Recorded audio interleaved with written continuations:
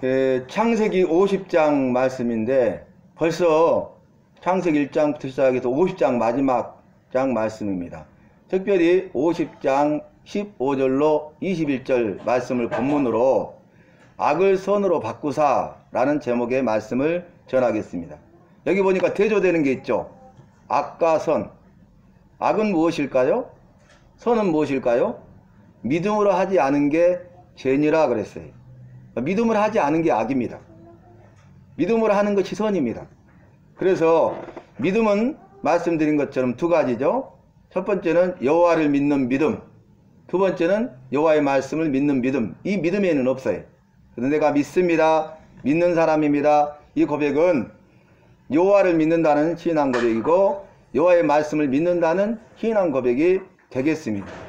그래서 저와 여러분이 여호와에 대해서 알아야 되는데 여호와의 말씀을 통해서 자신을 계시하시고 우리에게 보여주셨잖아요. 그래서 여호와의 말씀을 아는 것이 중요합니다. 우리가 믿는 이유는 영생을 얻기 위함이잖아요. 믿는다, 믿으면 영생을 얻는다. 영생을 얻기 위해서 믿습니다. 그런데 이 영생은 요한복음 17장 3절 말씀 보면 영생은 곧 유일하신 여호와와 그의 보내신 자 예수 그리스도를 아는 것이니이다 그랬어요. 영생은 아는 것이에요.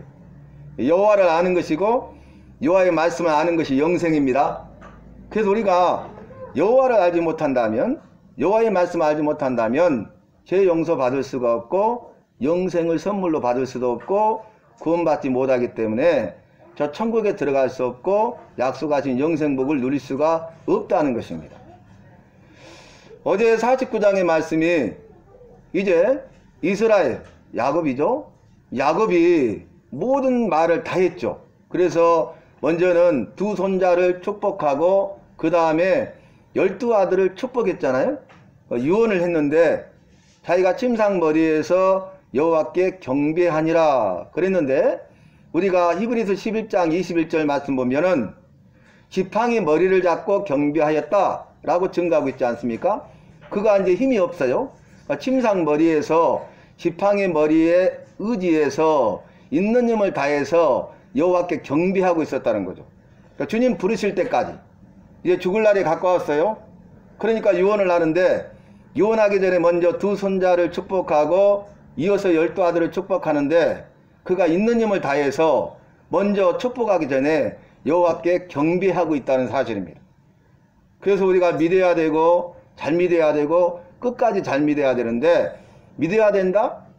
믿지 않으면 안 되기 때문에 잘 믿어야 된다? 잘못 믿으면 이단에 빠지기 때문에 사람의 미혹을 받지 않도록 조심하라 말씀하셨잖아요. 마지막 때일수록 우리가 잘 믿어야 돼. 그런데 더 중요한 것은 끝까지 믿는 것이 더 중요합니다. 나이가 들면 마음이 약해져요.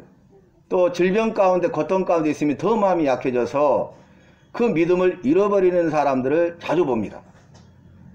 그래서 마지막에 주님이 부르실 때 주님을 모른다 부인하고 배반하면 어떻게 되겠습니까? 그래서 우리가 살아있는 동안 우리의 믿음을 말씀의 반석 위에 든든히 세울 때에 우리의 믿음은 변치 않는 믿음이 되고 믿되 잘 믿고 끝까지 잘 믿는 믿음이 될 줄로 믿습니다. 우리가 신경식 목사님을 위해서 날마다 저녁 8시부터 9시까지 기도를 했잖아요. 기도를 했는데 어제 말씀이 이제 야곱이 모든 것을 다 한 후에 명한 후에 발을 모으고 이제 숨을 거두죠. 평안한 죽음. 그래서 나를 이제 내 조상에게로 돌아가게 하고 내 시체를 메어다가 그 선조들과 함께 장사하라 이렇게 유언했잖아요. 그래서 평안한 죽음을 볼 수 있어요. 그런데 이 49장 말씀을 묵상하는 어제 오전 7시 30분에 신경식 목사님이 주님의 부르심을 받았는데 평안한 죽음을 맞이했어요. 그러니까 기도의 응답이죠. 여러분, 그래서 이 모든 것도 다 주님의 손에 달려있지만 저와 여러분은 평안한 죽음을 위해서 기도해야 되는 것입니다. 들어보니까 그 자녀들뿐만 아니라 주변에서 많이 그렇게 기도를 했고 또 신경식 목사님도 그렇게 기도를 했고 저희들도 합심해서 그렇게 기도했는데 우리 주님께서 그 기도를 들으시고 응답하셨어요. 그리고 어제 49장과 말씀과 같이 주님이 부르셨습니다. 그리고 오늘 말씀을 보면은 그 아버지 야곱의 유언대로 요셉이 그 약속을 지키는 것을 볼 수 있어요. 그래서 바로에게 이 사실을 고하고 바로의 허락을 받아서 어디로 갑니까? 막벨라 굴에 가서 그 아버지를 장사하고 돌아오는 말씀이 기록되어져 있습니다. 여러분, 야곱이 유언했잖아요. 그런데 그 아버지의 유언을 지켰어요. 왜 그렇습니까? 요셉은 아버지의 부탁을 받고 약속했기 때문에 그래요. 그래서 우리가 부모와 자녀의 관계도 이만큼 중요하다는 것을 우리에게 보여주고 있습니다. 그 아버지와의 약속을 지키는 것이 주님의 말씀을 이루는 것입니다. 왜냐하면 주님이 하신 여호와의 말씀을 이제는 요셉을 통해서 이루고 계신 거예요. 요셉이 그 약속을 지키고 믿음으로 순종할 때 여호와의 뜻이 이루어지고 구원의 역사가 이루어지고 구원의 역사가 계속적으로 진행된 것을 우리는 말씀을 통해서 볼 수 있습니다. 그리고 이제 아버지를 장사한 다음에 오늘 본문 말씀이죠. 그 형들이 지난날에 요셉에게 악한 일을 행했잖아요. 그 일로 인하여서 두려워하는 거예요. 왜냐하면 이제 자신들이 행한 악에 대해서 보복을 당할까봐 두려워하는 것이죠. 요셉은 여호와께서 꿈을 주시고 그래서 그 형들이 꿈꾸는 자라고 말했습니다. 요셉이 꿈을 꾼 것이 아니라 여호와께서 꿈을 꾸게 하셨어요. 여호와께서 주신 꿈이에요. 여호와의 꿈이에요. 그런데 그 일로 인하여서 미움을 받게 되고 형제들이 그를 죽이려고 하죠. 그리고 이제 웅덩이에 집어넣는데 물이 없어서 죽지 아니하고 이 미디안 상인들에게 팔려서 애굽에 가게 되는데 보디발의 집에 종으로서 삶을 살게 되잖아요. 그리고 그곳에서 최선을 다해 가지고 가정 총무가 되었는데 모든 것을 주관하게 되었는데 보디발의 아내가 유혹하죠. 그때 요셉의 나이가 28세입니다. 여러분, 의학적으로 가장 완벽한 남성이 28세예요. 28세를 지나가면 이제 약해지고 노화가 되는 거예요. 노화되는 거죠. 그런데 가장 혈기왕성할 때에 그 성적인 유혹에 대해서 내가 여호와 앞에서 어찌 득죄하리이까 죄를 범하리이까 그러면서 승리하는 걸 볼 수 있습니다. 이 말씀을 통해서 우리가 알 수 있는 것은 요셉은 늘 여호와 앞에서 살았어요.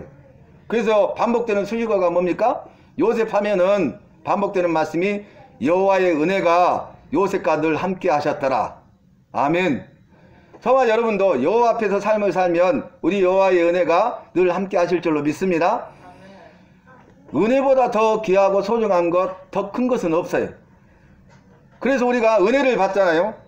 고린도전서 12장 말씀 보면 은사장을 통해서 모든 은사에 대해서 말하잖아요. 그런데 마지막에 뭐라고 합니까? 은사를 다 주셨는데 너희는 이보다 더 큰 은사를 사모하라 그랬어요.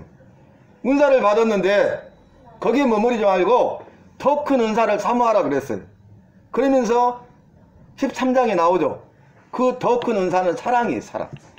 그러니까 사랑의 은사, 그러니까 이 모든 은사보다 더 큰 은사는 사랑의 은사라는 것을 말씀하고 있죠. 그래서 우리는 고린도전서 12장을 은사장, 13장을 사랑장으로 알고 있지만 13장이 은사장이 은사. 그래서 믿음, 소망, 사랑 이 세 가지는 항상 있을 것인데 그 중에 제일은 사랑이라 이렇게 말씀하시잖아요. 왜 그렇습니까? 우리 여호와께서 사랑이시라. 여호와께서 사랑이셔요. 그래서 이 사랑은 여호와의 사랑, 아가페 사랑을 말씀하고 있는 것이죠. 성령의 열매도 마찬가지죠. 성령의 열매는 사랑과 일합과 화평과 이렇게 나오잖아요. 그런데 9가지가 아니 성령의 열매는 사랑인데 이 사랑은 아가페 사랑이죠. 이 아가페 사랑은 바로 희락과 화평과 오래 참음과 자비와 양선과 온유와 충성과 절제가 있어야 여호와의 사랑, 아가페의 사랑이라는 거예요. 그래서 우리가 원문의 말씀을 잘 알아야 돼요. 지금까지는 우리가 이 한글 번역을 가지고 성령의 9가지 열매라고 했는데 성령의 열매는 하나예요. 하나. 성령의 열매는 사랑이, 성령의 열매는 사랑인데 이 사랑에는 8가지가 들어간다. 그것이 아가페 사랑이라는 거예요. 무슨 말인지 이해되시죠? 그래서 우리가 우리에게 있는 사랑으로는 그렇게 사랑할 수 없잖아요. 그래서 여호와의 사랑이 우리 마음에 분바되고 여호와의 사랑이 우리를 강권하실 때에 우리가 그 여호와의 사랑으로 사랑할 때 사랑할 수 있고 원수까지도 사랑할 수 있다는 거예요. 오늘 말씀에서도 두려워하는 그 형제들을 요셉이 용서하죠. 원수를 갚지 아니하고 원수를 용서하죠. 그리고 더 나아가서 내가 당신들과 당신들의 자녀들을 기르리라 자비를 베풀죠. 그 안에 여호와의 은혜가 함께 하심으로 여호와의 사랑이 임함으로 사랑할 수 있는 마음도 주시고 사랑을 행할 수 있는 능력도 주신 것입니다. 여러분, 우리의 사랑은 그렇게 할 수 없죠. 원수를 사랑할 수 없죠. 왜 사랑할 수 없습니까? 원수니까 사랑할 수 없죠. 그런데 원수도 사랑하라 그랬죠. 원수까지도 사랑하라 그랬죠. 그런데 오늘 요셉은 그 원수를 사랑하는 것을 볼 수 있습니다. 그래서 우리가 잘 아는 말씀이 있죠. 친히 원수를 갚지 말고 원수 갚는 것을 주께 맡기라. 믿으십니까? 친히 원수를 갚지 말고 원수 갚는 것을 주님께 맡기라는 것. 그뿐입니까? 그 원수에게는 어떻게 해야 됩니까? 원수를 갚지 말고 그를 용서하라는 거예요. 그를 위하여서 기도하고 축복해 주라는 거예요. 그게 마치 무엇과 같다겠어요? 그 원수의 머리에 타는 이글이글 타는 숯불을 머리에 올려놓음과 같다고 말이에요. 응? 나는 용서하지만 그 사람은 그로 인해서 고통을 당한다는 거지. 이 모든 것은 다 주님의 손에 달려있음을 요셉은 인정하고 고백하고 있는 것입니다. 그래서 내가 어찌 여호와를 대신할 수 있겠습니까? 이 말을 먼저 하잖아요. 그 말은 뭐냐면은 이 모든 것이 주님의 손에 달려있다는 거예요. 주님이 주관하시고 주님이 주권자라는 거예요. 그래서 주님이 하실 일에 대해서 주님께 맡긴다는 것이죠. 내가 할 일이 아니, 원수 갚는 것은 내가 한 일이 아니고 그 원수를 갚는 분은 여호와세요. 그것을 요셉은 알고 믿고 신앙 고백하고 있기 때문에 오늘 이 형제들을 용서하고 더 나아가서 자비를 베풀어서 그들을 사랑하고 있는 것을 볼 수 있는 거예요. 자, 오늘 말씀 우리가 하나씩 살펴보면 형제들이 두려워하잖아요. 그 악에 대해서 말씀드렸죠. 그런데 이미 우리가 창세기 45장에 보면은 요셉이 형제들을 용서했잖아요. 응?